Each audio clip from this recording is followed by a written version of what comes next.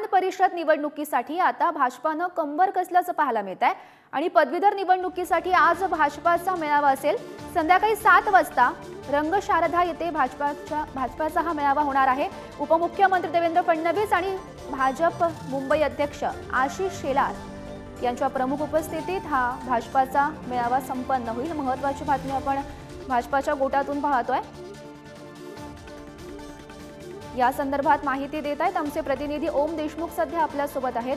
ओम, महत्त्वाची बातमी आपण पाहतोय, पदवीधर निवडणुकीसाठी आज भाजपाकडून हा मेळावा आयोजित करण्यात आल्याचं सध्या समजतंय। गौरी, अगदी बरोबर आहे। मुंबई पदवीधर निवडणुकीसाठी भाजपनं आता तयारीला सुरुवात केली आहे। काल अर्ज मागे घेण्याचा शेवटचा दिवस होता। मुंबई भाजपकडनं प्रदेश भाजपच्या वतीनं किरण शेलार यांना पदवीधरची उमेदवारी देण्यात आली आहे। काल शिवसेनेच्या वतीनं अर्ज जो दाखल करण्यात आला होता दीपक सावंत यांचा, तो मागे घेण्यात आलाय।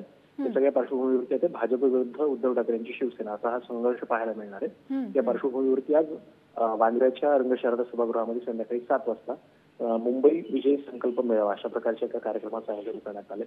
स्वतः उपमुख्यमंत्री देवेंद्र फडणवीस हे या मेळाव्याला मार्गदर्शन करतील आणि भाजपचे उमेदवार किरण शेलार यांच्या प्रचाराच्या खऱ्या अर्थाने एक महत्वाचा एक मेळावा या प्रचारासाठी हा आज घेण्यात येतोय।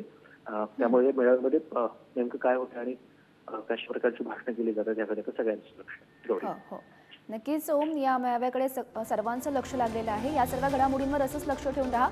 तुर्तास धन्यवाद दिलेल्या या सविस्तर माहितीसाठी।